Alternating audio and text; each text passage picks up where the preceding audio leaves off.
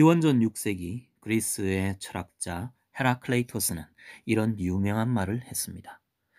같은 강물에 발을 2번 담글 수는 없다. 이 말의 뜻은 세상의 모든 것이 변한다 라는 의미를 가지고 있죠. 영국의 옥스퍼드 대학에서 철학, 정치학, 경제학을 전공한 짐 로저스가 바로 이 헤라클레이토스의 말을 굉장히 좋아하는 이유는 세상에 변하지 않는 것은 없다라는 이 철학적 전제에 대하여 대단히 깊은 인상을 받았기 때문에, 그리고 그의 삶에 큰 영향을 주었기 때문에 그는 그의 책에서 헤라클레이토스의 말을 인용합니다. 짐 로저스의 스트리트 스마트라는 책 11페이지에는 이런 표현이 나옵니다.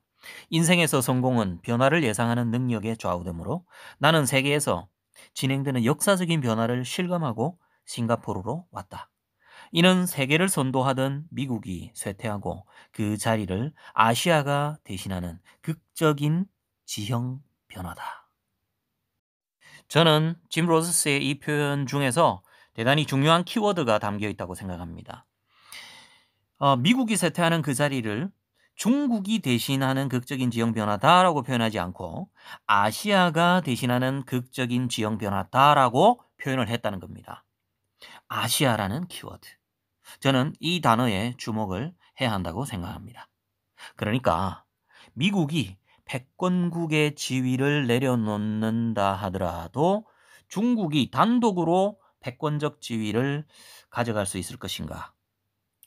어떻게 보면 짐 로저스의 이 예견 가운데, 이 단어 선택 가운데 저는 아주 중요한 의미가 담겨 있는 것이라는 생각을 하게 되는데요.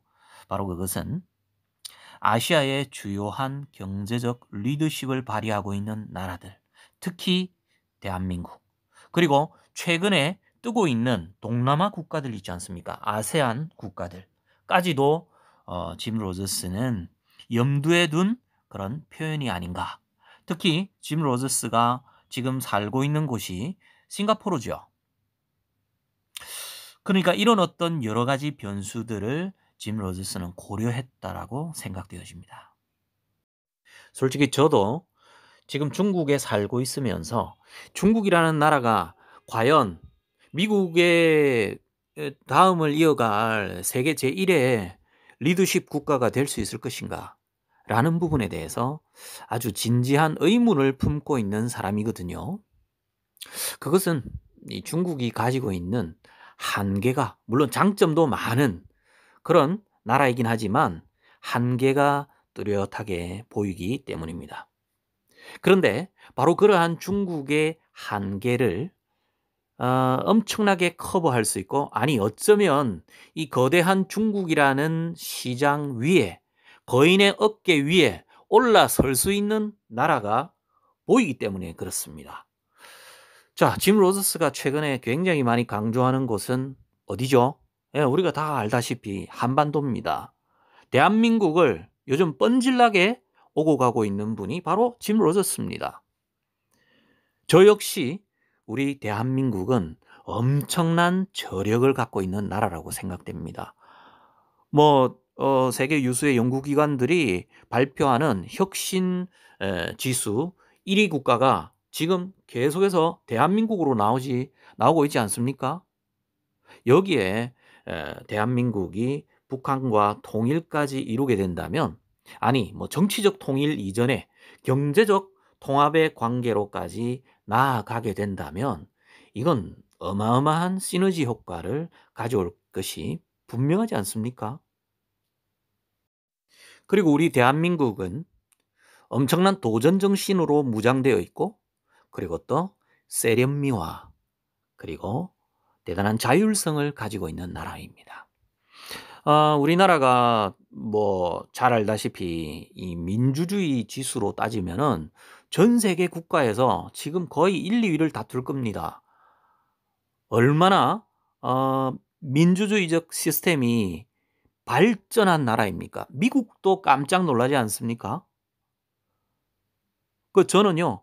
우리 대한민국이 가지고 있는 이 자율적 시스템, 민주주의적 시스템이 엄청난 강점이라고 생각하고요. 그리고 또 제가 여기 중국에 살면서 참 크게 느끼는 게 뭐냐면 '이 사람들은 좀 디테일이 많이 부족하다.'라는 그런 생각들을 참 많이 하게 됩니다. 뭐 규모는 큰 그런 기업들이 많죠. 그럼에도 불구하고 기업이 운영되는 시스템이나 이런 걸 보게 되면은 참 한심한 그런 경우들이 많습니다. 제가 아주 잘 아는 사람이 한 보험회사를 다니고 있는데요. 어 전 세계 뭐 500강 안에 이 회사가 들어간다고 하면서 자랑을 합니다. 뭐 우리나라의 대표적인 보험회사인 삼성생명보다도 전 세계 500 강의 이 순위가 높다면서 자랑을 하는데요. 물론 뭐 이 회사의 규모 면에 있어서는 좀 더 순위가 삼성생명보다 높을 수는 있겠죠.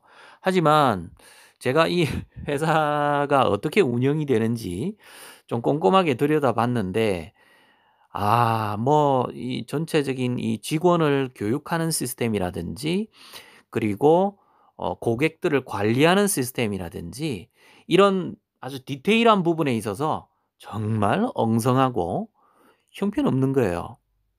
뭐 이런 사례뿐만 아닙니다. 예를 들어서 제가 아파트를 좀 예를 들어 볼까요? 중국에 뭐 여러분도 잘 아시다시피 아파트가 최근 뭐 1-20년 사이에 엄청나게 많이 생겨 났습니다.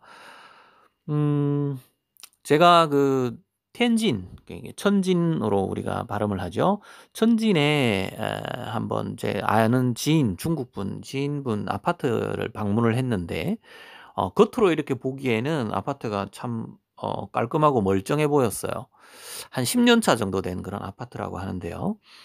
어 집에 이렇게 들어가게 됐습니다. 그 엘리베이터 인제 입구에서부터 엘리베이터를 타고 이렇게 쭉 아파트 단지 안으로 들어가서 그분 인제 댁으로 올라가는 그 과정에서 제가 본 거는요. 가히 충격적이었습니다.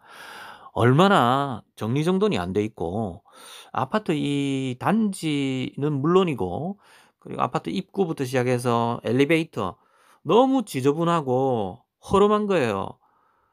가격이 이 아파트가 가격이 최근 몇 년 사이에 가격이 많이 올랐다면서 이분이 참 이렇게 자랑스러워하는 그런 모습이었는데도 불구하고 아파트의 퀄리티 자체는 너무 충격적이었습니다. 여러분들이 아마 직접 이렇게 중국에 사셨던 분들이나 중국에 한번 방문을 하셔서 뭐 아는 분들 이렇게 아파트를 한번 방문해 보십시오. 정말 초호화 정말 고급스러운 아파트 몇 단지들을 제외하고는요.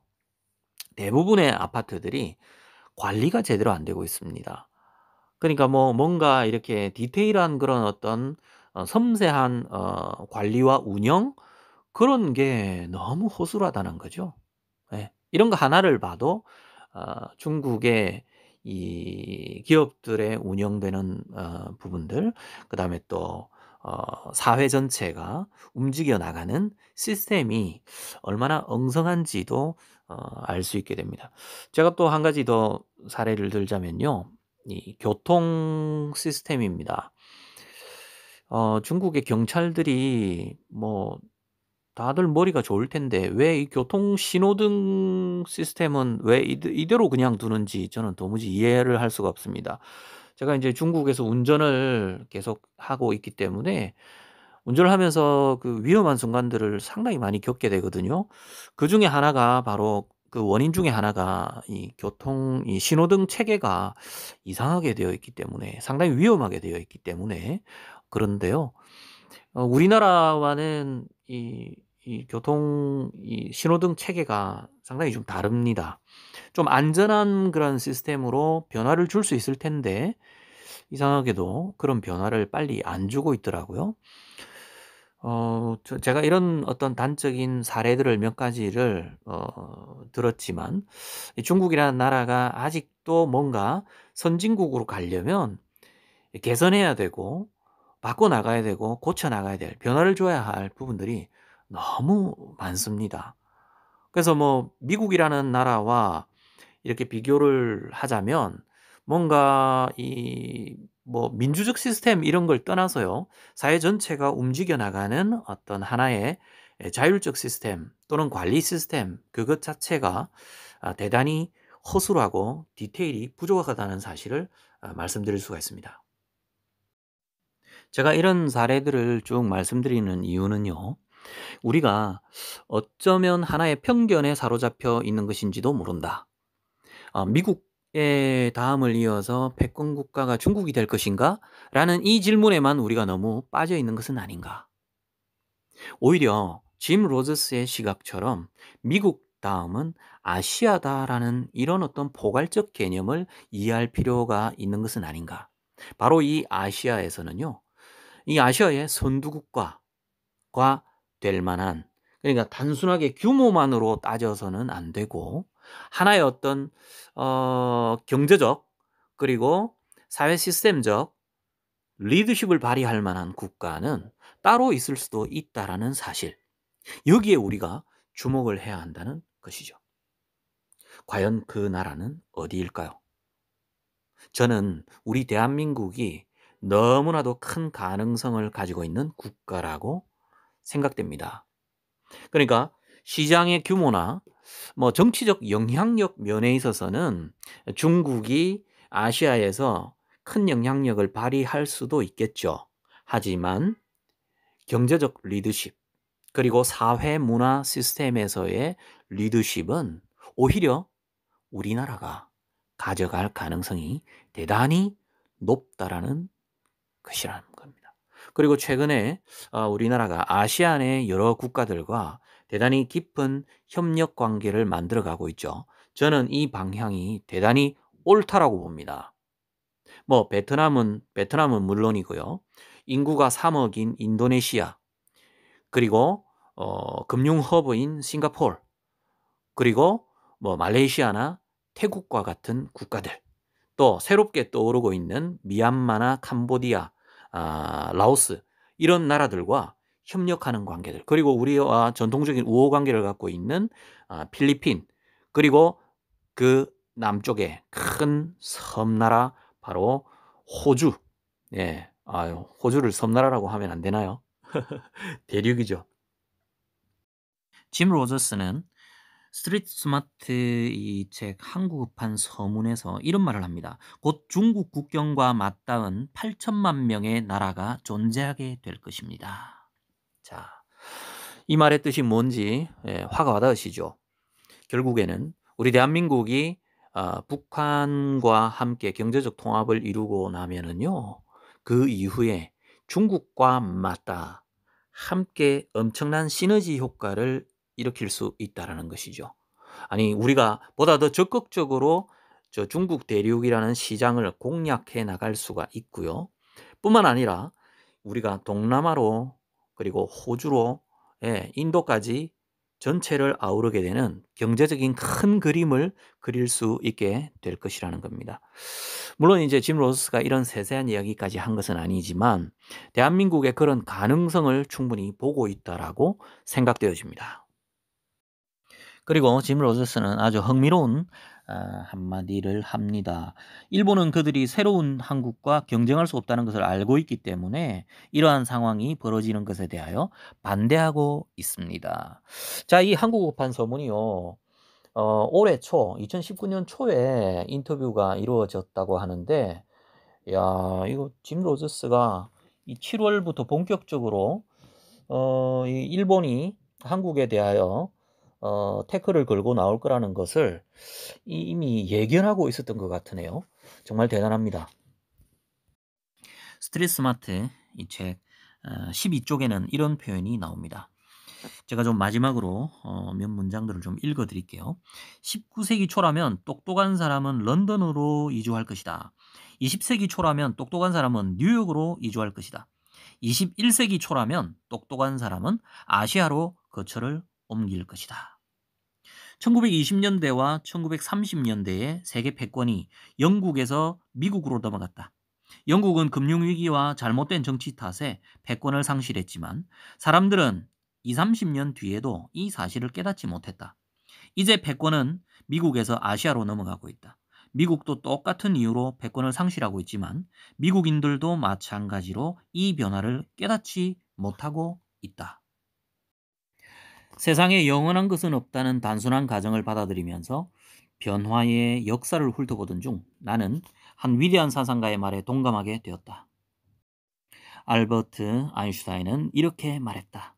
무한한 것은 두 가지뿐이다. 바로 우주와 인간의 어리석음이다. 우리 모두는 인간의 이러한 어리석음을 극복하고 이 시대의 커다란 변화를 읽어내는 지혜로운 사람들이 되기를 원합니다.